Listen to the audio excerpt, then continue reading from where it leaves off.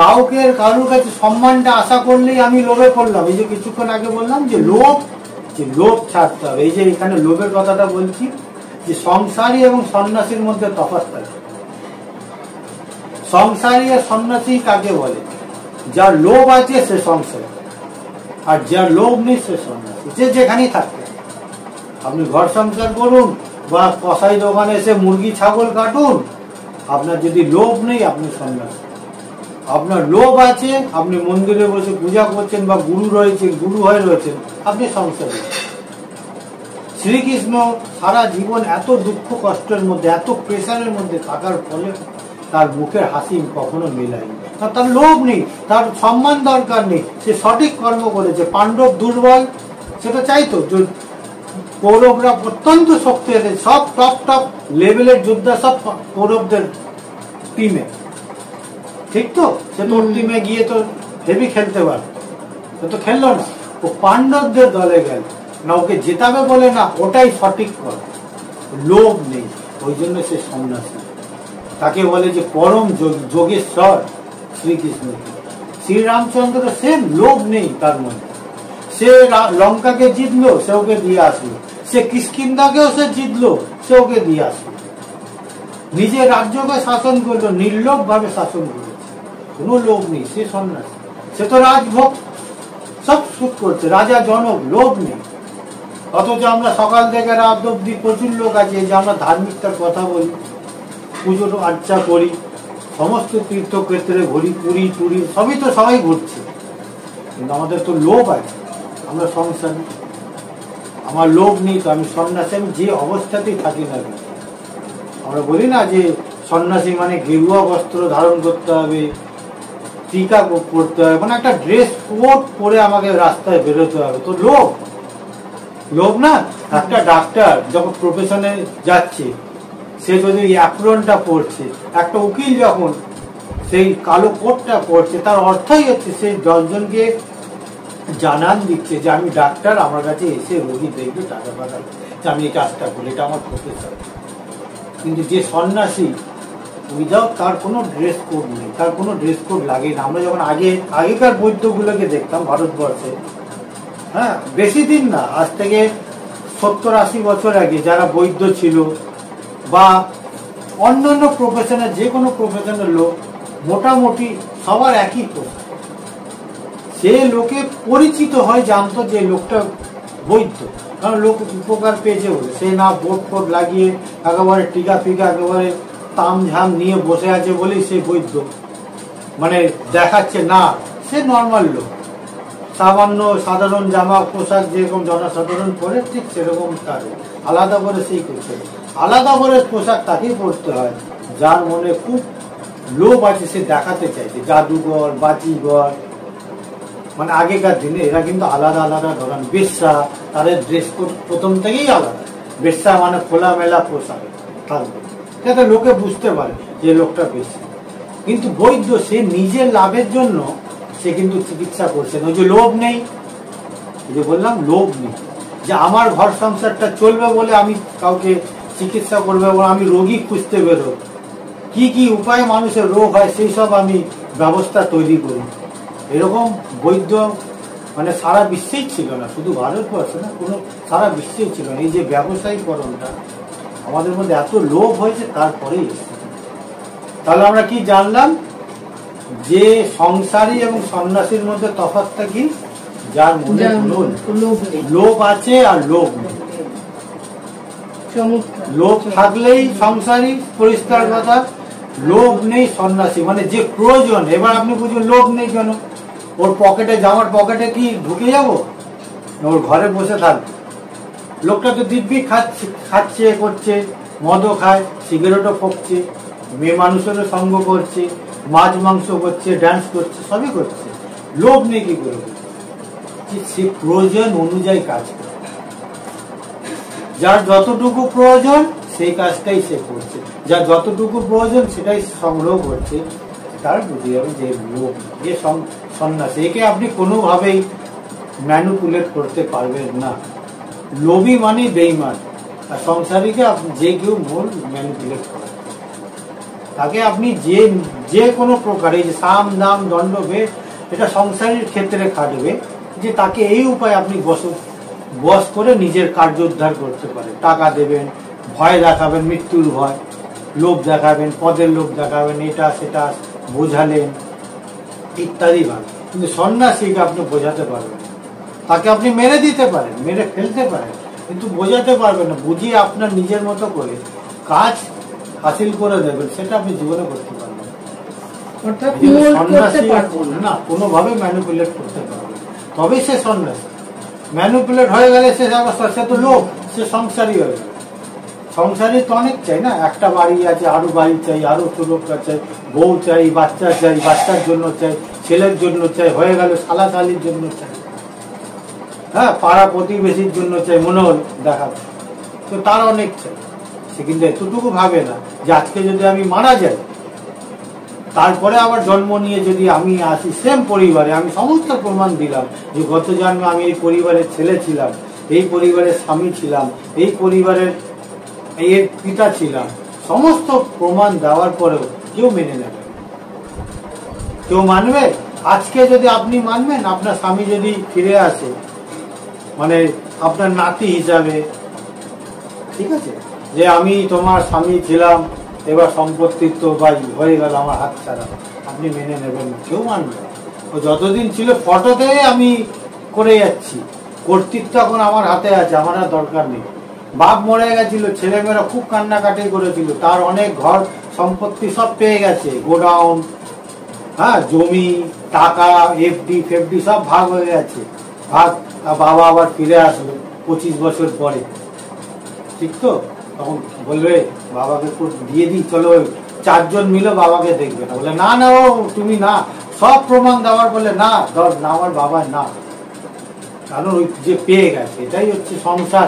এই জিনিসটা কেউ বোঝে না যে আমি এলআইসি করে যাচ্ছি, আমার মরার পরে 50 লাখ টাকা আমার বউ পাবে, তোর বউ চিনবে না মরে যাওয়ার পরে, যখন আমি আবার আসবো জাতিস্বর হয়ে, কেউ বউ তোকে পুষবে না, এটা কেউ ভাববে না।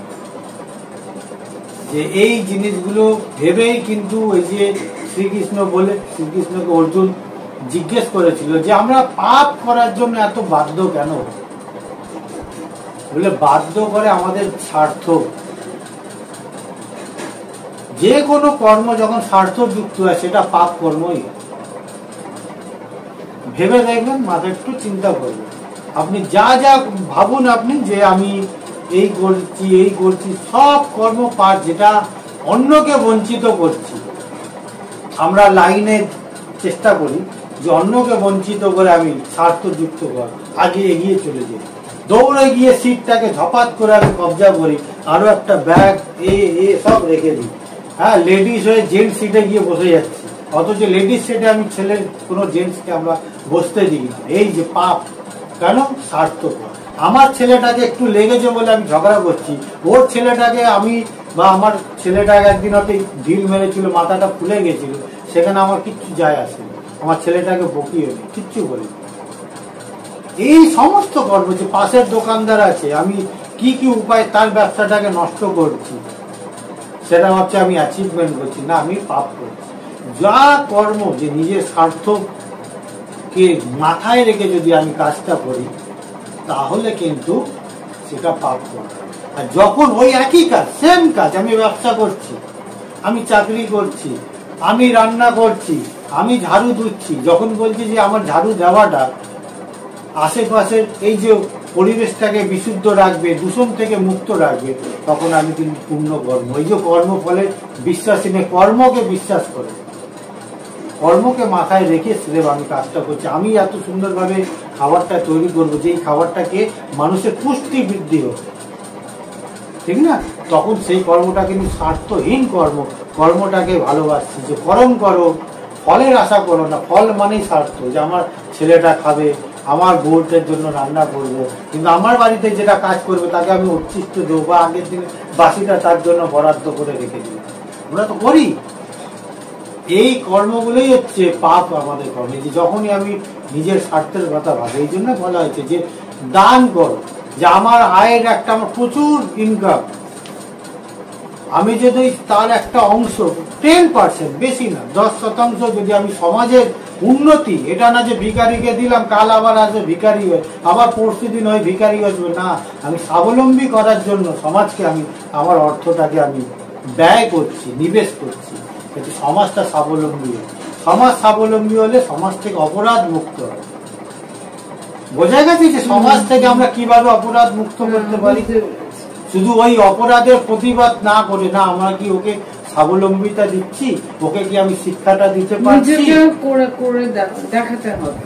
ঠিক যে আমরা এই যে মনে করি না যে অমিতাভ বচ্চন আইডল বা Netaji idol, Gandhi idol, Vidyasagar idol বা মাদার টেরেসা আইডল, আমরা আইডল খুঁজি, আঁকড়ে ধরি যে আমি ওকে মানি, আমি অরবিন্দকে মানি, আমি রামকৃষ্ণকে মানি, আমি বিবেকানন্দবাদী। তো আমরা এই আইডল খুঁজি, কেন খুঁজি? যে আমরা নিজের আদর্শ হতে পারছি না, বা আমাদের আদর্শ হওয়ার কোনো চেষ্টা নেই, কোনো ইচ্ছাই নেই। আমরা মনেই করি না যে আমরা আদর্শ হতে পারি, অথচ আমরা প্রত্যেকেই আদর্শ। আমি যখন এক বালতি পাড়ার কল থেকে, 12 বাড়ি কল থেকে যখন জলটা নিয়ে আসছি, সেখানে কিন্তু 4টে লোক আমাকে দেখছে যে আমি কি সুন্দর লাইনটা মেনটেন করে নিচ্ছি, না লাইনটাকে ব্রেক করে ঝগড়া ঝামেলা করে 10টা বালতি আগে রেখে দিলাম, যেখানে দেখলাম 5টা লোককে আমি 2 ঘন্টা দাঁড় করিয়ে দিলাম, সেটা করছি। তখন কি করবে? আমি যদি ওই কর্মটা অনৈতিক করি, 4টে লোক কিন্তু আবার অনৈতিক কর্ম করতে উৎসাহিত হবে। তাহলে সমাজে এইভাবেই তো অনৈতিক কর্মগুলো এগিয়ে যায়। আমি কি কাজ করছি সবসময় 4টে লোক আমাকে দেখছে, এই কথাটা আমাকে মাথায় রাখতে হবে। আমি যখন ট্রেনে উঠবো, লাইন দিয়ে লোকগুলোকে নামতে দিন, আমি আরামসে উঠবো না, ও নামছে না, ওকে ধাক্কা দিয়ে আমি উঠে যাবো সিটটাকে দখল করার জন্য। 4টে লোক কিন্তু দেখছে, সেই 4টে লোকও করবে। আমি যখন এই কর্মগুলোকে আমি ছেড়ে যাচ্ছি, পরবর্তী প্রজন্ম জন্য তারাও কিন্তু আরো বিকৃত ভাবে, আরো ক্রূর ভাবে করবে। হয়তো তারা, আপনি হয়তো একদিন নামতে যাচ্ছেন, আপনার তখন অনেক বয়স হয়ে গেছে, আপনার ওই করা কর্ম একজন এমনি গুঁতো দিল, আপনার মুখে 2টো দাঁত ভেঙে গেল, আপনি পড়ে গেলেন, হয়তো সারা জীবন ভালো করে আর খেতে পারলেন না। আপনি ভাবেন ওই ছেলেটা তো শয়তান, মা বাপ শিক্ষা দেয়নি, কিন্তু শিক্ষাটা তো আমি দিয়েছিলাম। তখন মানুষকে ধাক্কা দিয়ে উঠে চলে গেছিলাম সিটটা দখল করতে। আমি তো ভেজালটা আমিও মিশিয়েছিলাম খাবারে, তার ফলেই তো সেই পরবর্তী প্রজন্মের ভেজালকে, যখন আমার শরীরের শক্তিটা কমে গেছে, সেই ভেজাল খাবার খেয়ে আমার ক্যান্সার হয়ে গেছে বা আবার কিডনিটা বিকল হয়ে গেছে। আমরা প্রত্যেকেই আইডল এই ভেবেই আমাকে কর্ম করতে হবে।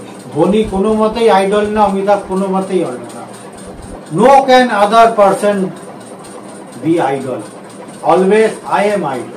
আমি সমাজের জন্য আদর্শ হব। বিদ্যাসাগরকে ভুলে যান, হয়ে গেছে শেষ।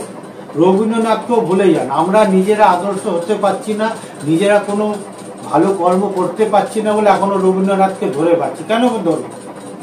তিনি তার কর্ম করেছেন, তার মনে শ্রদ্ধা থাক। এবার রবীন্দ্রনাথ বাদী হওয়ার কি দরকার? রবীন্দ্রনাথের দাড়ি করে, চুল করে, খদ্দর করে, একটা ব্যাগ করে দরকার কি?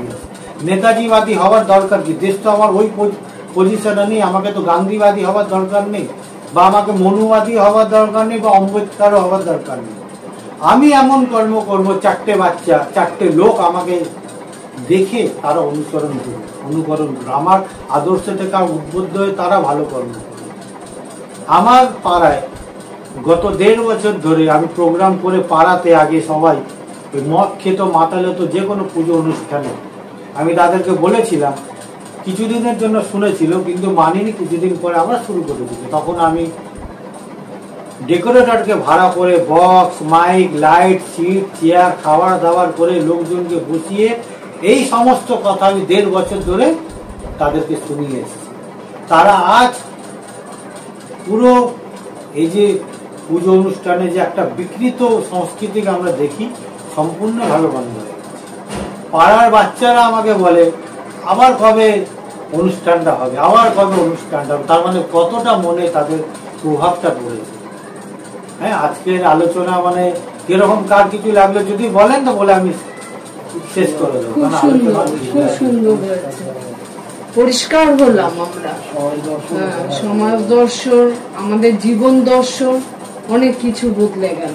আদর্শ মা বাবা মানেই যে নিজের বাচ্চাকে সুরক্ষিত রাখার চেষ্টা, ব্যাংক ব্যালেন্স করা, তাকে পরবর্তীকালে মা বাবার সম্পত্তির জন্য একেবারে শকুন হিসাবে তৈরি করে দেওয়া কিন্তু মা বাবা নয়। এটা আমাদের কিন্তু বুঝতে হবে যে মা বাবা মানে তাকে সমাজের জন্য একটা আদর্শ ব্যক্তিত্ব হিসাবে তৈরি করে। প্রত্যেকটা সন্তানকে, আমার সন্তান সে সমাজের সন্তান, সে দেশের সন্তান, এই আদর্শ নিয়ে আমরা আপাতত আজকে মানে এটা আলোচনাটাকে এখানেই আমরা বন্ধ রাখছি। পরবর্তীকালে আবার কোনো একটা আলোচনা হবে।